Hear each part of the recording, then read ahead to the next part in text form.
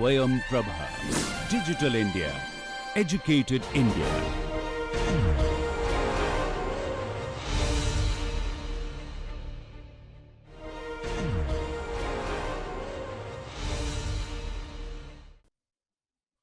Hello students, let us continue our discussion on the application of the concepts of thermodynamics of open systems in phase equilibrium, where we have seen how to connect the concept of chemical potential in predicting the temperature dependence of phase stability. So this entire analysis was dependent on this particular equation that we have derived earlier, and we find that simply because mu depends on temperature at a given pressure and the slope of the plot of mu versus T is different for different phases of a pure substance, therefore it is very easy to predict the stability of one or more phases at a given temperature and pressure of the system. We next take up the question of pressure dependence of phase stability. And once again, what we are going to do is, I am going to find out the dependence of mu on pressure keeping temperature constant at a given temperature rather. So this particular equation that we have already found, that tells me that now I should look at this portion of it, and therefore I would be interested in understanding the value of this derivative, that is del mu del Pt, which is nothing but the molar volume of the substance. Now, if a given substance can exist either as a solid phase or a liquid phase or a gas phase, then I understand that the mu versus the value of mu as I increase pressure at a given temperature will be very much dependent on whether the phase is a solid, liquid or gas. And this is simply because at a given temperature, the molar volume of the solid, or any given temperature, the molar volume of the solid is always less than the molar volume of the liquid and is much less than the molar volume of the gas. Therefore, I am going to use this understanding as before to analyze how stability of a given phase of a pure substance depends on pressure. Let me first take the instance of melting of solid. And this is the picture that is available in the standard textbook.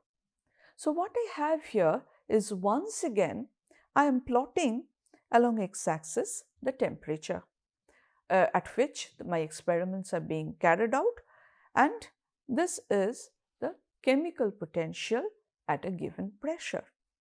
So in my first set of experiments, this line corresponds to the variation of mu as a function of temperature at some low pressure value P1, and this is the corresponding variation of the chemical potential of the liquid phase at the same temperature.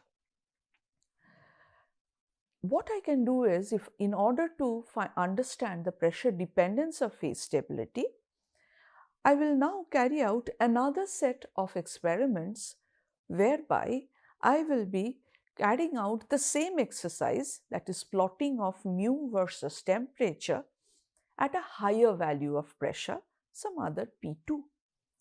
Now what will happen? I will, at every temperature of this plot, if I consider this particular temperature, this is the value of mu of solid at a lower pressure P1. What would be the value of the solid if I am looking at the same temperature but at a higher pressure? I understand that then the value of mu would be higher. That is because mu increases with increasing pressure. Molar volume is always a positive quantity, and therefore mu would always increase with increasing pressure. And therefore, this is where I will find the value of chemical potential of the solid at the given temperature marked here. If I repeat this exercise, then the line that I have got for the solid at a lower pressure will translate to this particular line at higher pressure, because for each value of temperature, mu will undergo the same amount of shift to a higher value, and therefore I am going to get a nearly parallel line between the low pressure plot and the high pressure plot. Similarly, I can draw the same pictures for the liquid, and so this is my solid graph, this is my liquid graph. But in the case of liquid, I understand that Vm of solid in general is less than Vm of liquid, which means that at any given temperature, when I am, let us say I am at this temperature, and I would like to know that at this temperature, if this is the value of mu at low pressure, what is going to be the value of mu at this temperature but at a higher pressure? I understand once again the value would be much higher and it would be located somewhere here. For every such temperature, there will be a much larger shift in the value of mu at the higher pressure, and therefore the new liquid graph is now going to be this line, which is now shifted by a much bigger amount than the pair of lines that I had for the solid phase. So this is the most common instance that we see in nature. But this happens when I have the molar volume of the solid less than molar volume of the liquid. Now, what is the consequence of this? The consequence is that initially at lower pressure, this was the point where the solid curve and the liquid curve were crossing each other. So this is the value of the melting temperature at the lower pressure. Now, because of the shifting of the solid curve and the greater shifting of the liquid curve at higher pressure, what has happened now? Now I find that mu s equal to mu solid equal to mu liquid, this condition is encountered at some other temperature which is much higher than the previous melting point. And therefore, we conclude that the melting point of the solid would increase with pressure when the molar volume of the solid is less than the molar volume of the liquid.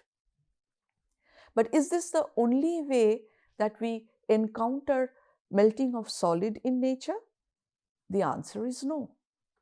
We also find that there are instances where the molar volume of solid may be greater than the molar volume of the liquid. And this is a demonstration of that particular situation. We will see what will happen under such condition, but let me give you the observation first. Here, the melting point would decrease with pressure. That is because now the shift of the chemical potential value for every temperature is higher when we are considering the solid phase compared to the shift in the liquid line plot as I go from lower pressure to a higher pressure.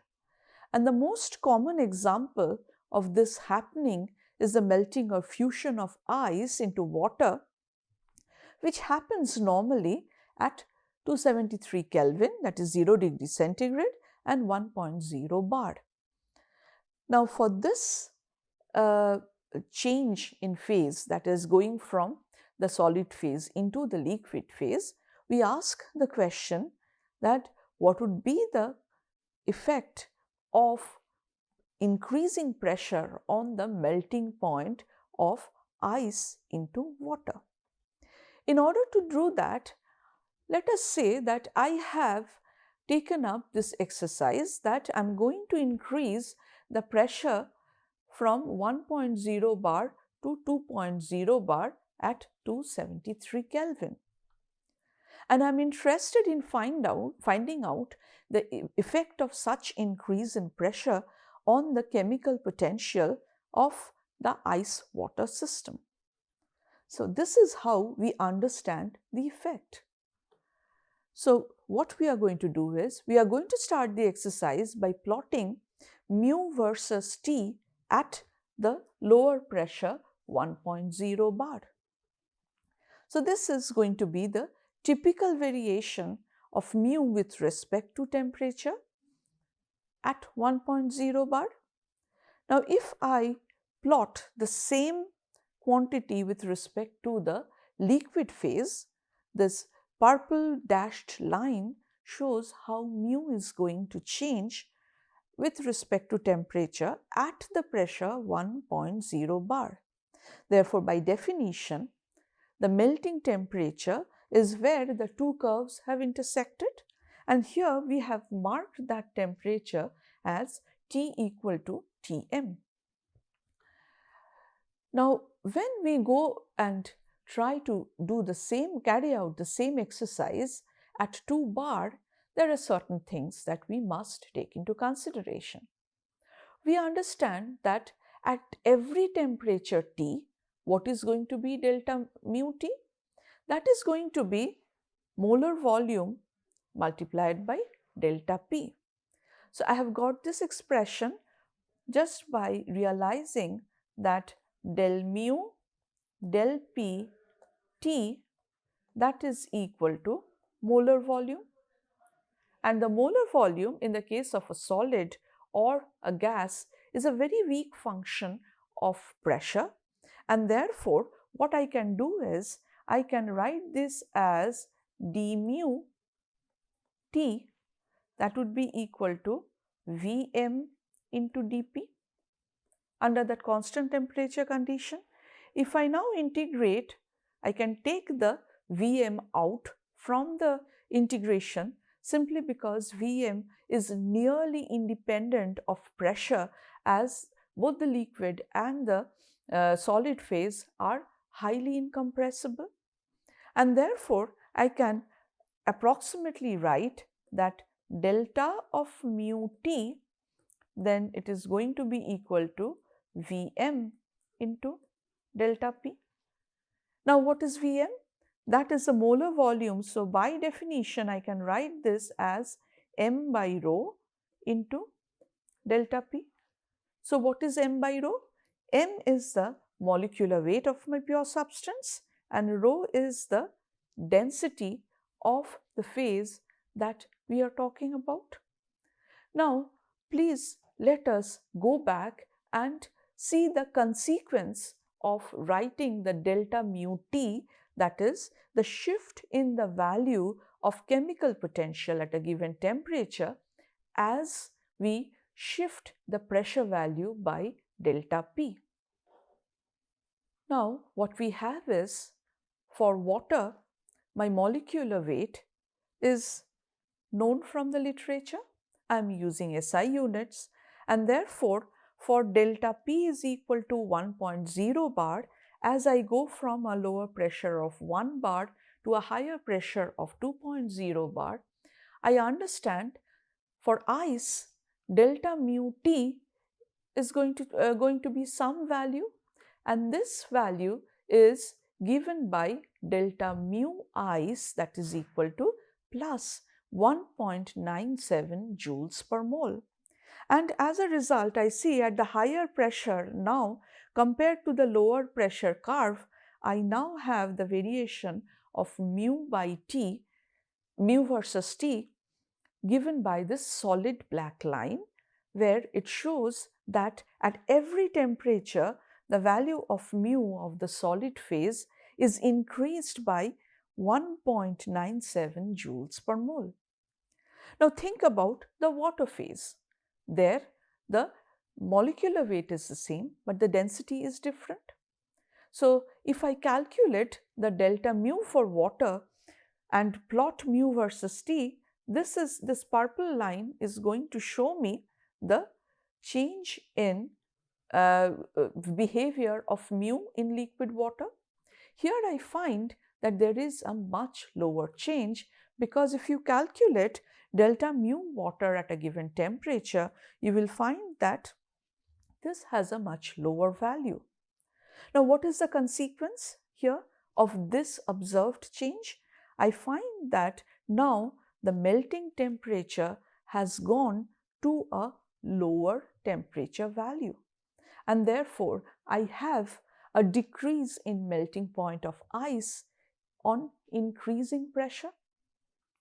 Now my question is, what happens if I look at the old melting temperature, the original melting temperature of ice? At this higher pressure, since this is where the mu of ice is equal to the mu of water, now if I look at this particular temperature, now I have two different values of mu, one for the ice phase and another one for the water phase. Now, which phase has a lower chemical potential? Obviously, the liquid water has a lower chemical potential. Therefore, at Tm, at this very high pressure, what would be the most stable phase of the substance? Obviously, the liquid phase, which is characterized by a lower chemical potential, is going to be the more stable phase. And therefore, now when you are working at this high pressure, 2.0 bar, at 273 Kelvin, the most stable phase of your substance, H2O, is liquid water. But when you were at a low pressure, it was at 273 Kelvin that both ice and water could coexist in equilibrium. Now, moving over, therefore, we say that now I find that water is more stable at T equal to Tm if I raise the temperature to pressure to 2.0 bar. Now let us move over and use the same kind of concept to understand the phase stability of a pure substance when I have the vaporization. Now, in the case of vaporization, what kind of phase transition or phases that you are talking about? We are talking about the transition from the liquid phase to the gas phase, and whether these two phases, the liquid and the gas phases, can coexist in equilibrium. Now, while I think about it, once again, let me highlight the fact that the molar volume of gas is much higher than the molar volume of the liquid. Therefore, this is expected to result in a very large decrease in the boiling temperature. This is how I explain this. Once again, I will plot mu as a function of temperature at a lower pressure. If I do that, then this is the plot for the liquid phase at lower pressure, and this is the plot for the gas phase at a lower pressure. Now, if I want to mark the boiling temperature, it is this temperature at which the mu of gas under the given condition of temperature and pressure becomes equal to the mu of the liquid. Now, I will think of what happens when I increase the pressure. When I increase the pressure, then instead of these previous curves, now I'm going to have a high pressure curve for the liquid like this and a high pressure curve for the gas that is given by this line. And now you understand that the new point where the two phases can be at equilibrium is located at this condition, which is marked by a much higher temperature. And therefore, I understand that there is a large increase in the boiling temperature with increasing pressure. Now, therefore, at higher pressure, the liquid will boil at a much higher temperature. Now, I understand here that because of the difference in the molar volumes of the liquid and the gas, as I went from a lower pressure to a higher pressure at a given temperature, the shift in the mu versus T plot was small for the case of liquid, and this shift was much higher for the gas. And this is the root cause as to why my system is now exhibiting this large increase in the boiling temperature with increasing pressure. And therefore, I can argue that if I want to find out these relative changes, I find that at this temperature, boiling temperature, which is 373 Kelvin, if I carry out the vaporization of liquid water by changing the pressure from 1 bar to 2 bar, then I will have for the liquid phase, the shift would be given by 1.87 joules per mole, but the water vapor, for the water vapor, the shift will be much higher, that is 3.05 joules per mole. And that is what will result in having a much higher boiling temperature for the liquid at 2.0 bar. Now, as you see, at the old boiling temperature, that is 373 Kelvin, what is the most stable phase now? I understand that liquid water now is characterized as the most stable phase of water when the total when the pressure of the system is 2.0 bar. And this is why. So, I am going to look at the behavior of the high pressure curve. So, this is the liquid pressure curve, and this is a liquid phase curve, and this is the gas phase curve at high pressure. Now, at this temperature Tb, which is less than the new boiling temperature, what is the value of mu for the liquid phase? It is this value. And what is the value of the mu for gas phase? It is this value. So, which one has a lower value? The liquid phase has a lower value. Therefore, if I am at 2.0 bar pressure, in that case, what will happen is at 373 Kelvin, water will still remain in the liquid phase. And if I want to boil it, I'll have to take it to a higher temperature as marked by Tb prime here, and that is when it will start boiling. Now, the point is, can I see some application of these concepts in real-world problems? The answer is yes.